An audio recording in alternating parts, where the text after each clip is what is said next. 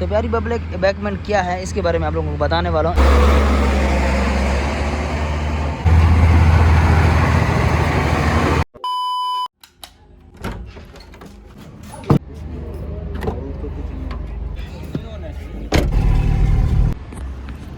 अस्सलामुअलैकुम, welcome back to another blog. तो कैसे हैं आप सब लोग? उम्मीद करता हूँ आप लोग ठीक होंगे, खैर खैरियत से होंगे, मज़े में होंगे। तो प्यारी पब्लिक, इस वक्त मैं अपनी साइड पे आ चुका हूँ और लेवल मशीन जो है वो मैंने सेट कर ली है।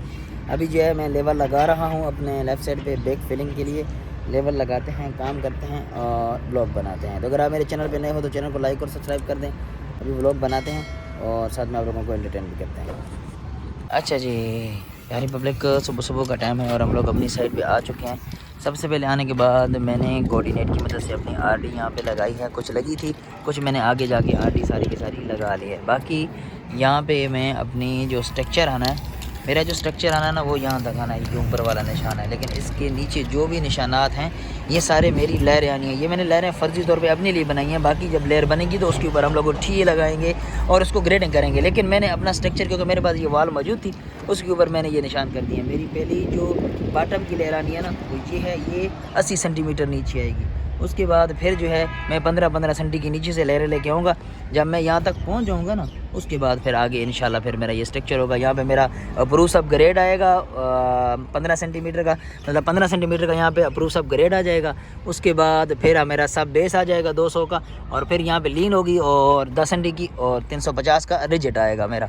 तो ये मैंने आज का सुबह सुबह आके ये वाला काम किया है, मतलब अपनी तरतीब जो है वो बना ली है। पीछे से हम लोग डंपिंग भी शुरू कर दी है, डंपर भी मेरे आ गए हैं। तो इसको निकालने की कोशिश कर रहे हैं कि ये वाला एरिया जो है हम जल्दी जल्दी निकाल लें, ताकि रिजिड वालों के लिए चाल बनाएं। क्योंकि पीछे जो चाल बनाई थी ना, उस पर काम शुरू है और यहाँ पे मैं अपने आगे काम कर रहा हूँ। ठीक है, तो अभी ये करते हैं।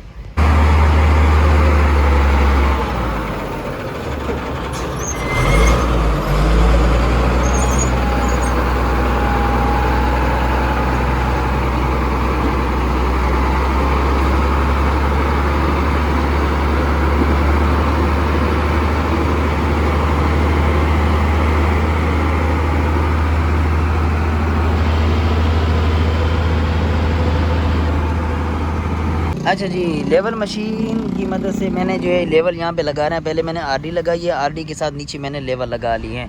तो यहाँ पर भी मेरी बैक फिलिंग चल रही है। आप लोगों को रूले के निशान दिखाई दे रहे होंगे, पानी भी ताज़ा लगा हुआ है यहाँ पे।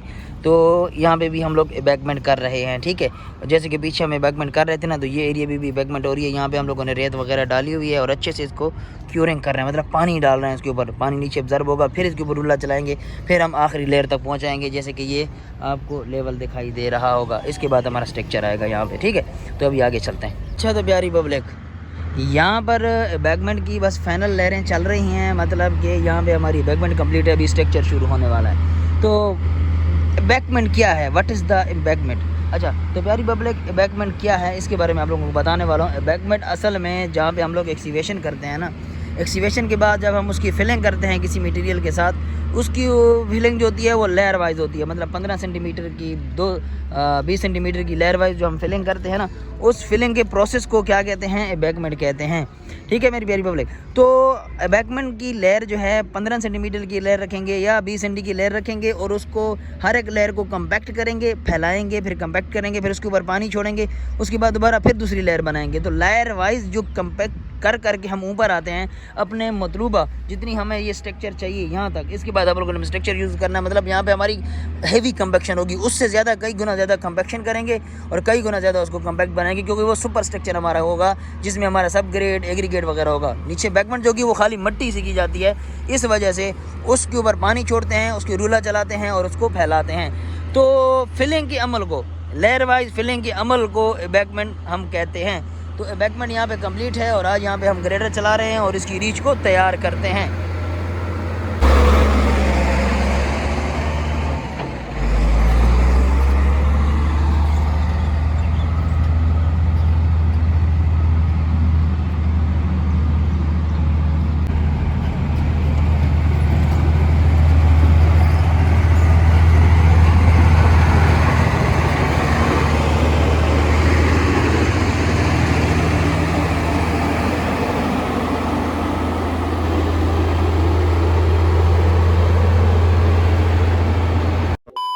अच्छा जी, तो प्यारी पब्लिक, आज दूसरा दिन है और मैं सुबह सुबह साइट पे पहुंच चुका हूं। कल इस जगह पे मैं ग्रेडर चलवा रहा था, ठीक है। उसके बाद में मैंने इसके पॉइंट लगाए और इसको मैंने कंपैक्ट किया है शाम के वक्त, ठीक है। क्योंकि आपको मेरे पॉइंट क्लियर दिखाई दे रहे होंगे, ये मेरे पॉइंट्स हैं जहाँ जहाँ पे मैंने लेवल के निशान दिए थे।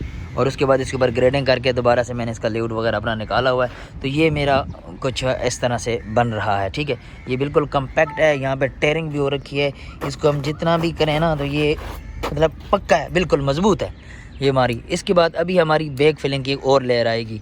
जैसे कि आप लोगों को ये निशान दिखाई दे रहा है, ये लास्ट निशान, ये 15 सेंटीमीटर का मेरा निशान रह गया है।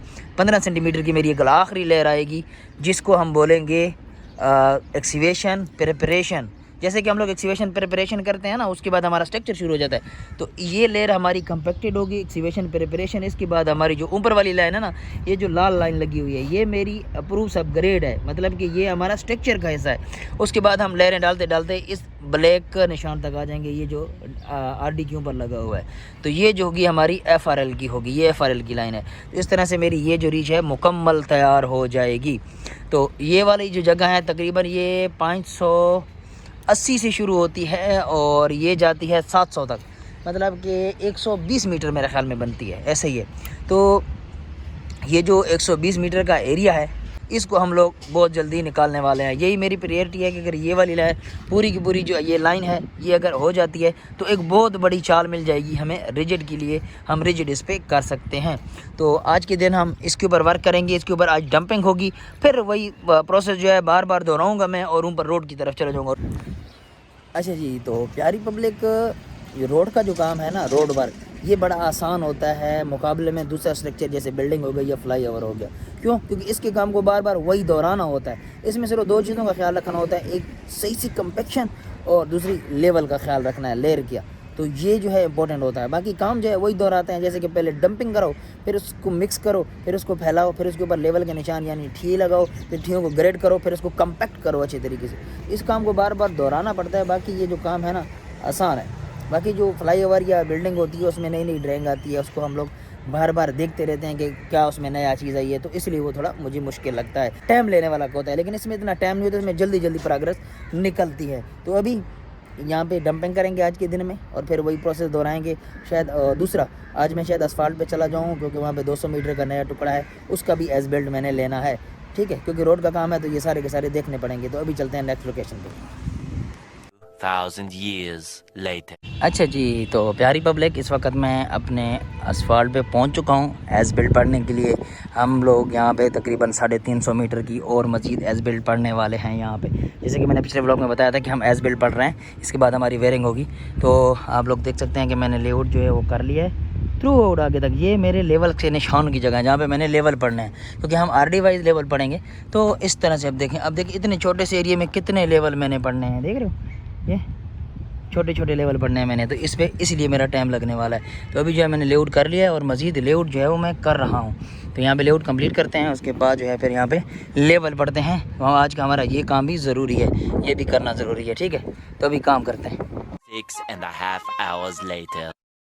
अच्छा जी, तो प्यारी पब्लिक, काम शाम करने के बाद वापस मैं अपने कमरे में आ चुका हूँ और मैं कहता हूँ यहाँ पे व्लॉग को एंड। उम्मीद करता हूँ कि मेरा ये व्लॉग आप लोगों को अच्छा लगा होगा। अच्छा लगा तो चैनल को लाइक और सब्सक्राइब कर दें। हम मिलते हैं कल अच्छे से व्लॉग में, तब तक अपना ख्याल रखना और मुझे रखना दुआ में याद। अल्लाह हाफिज़।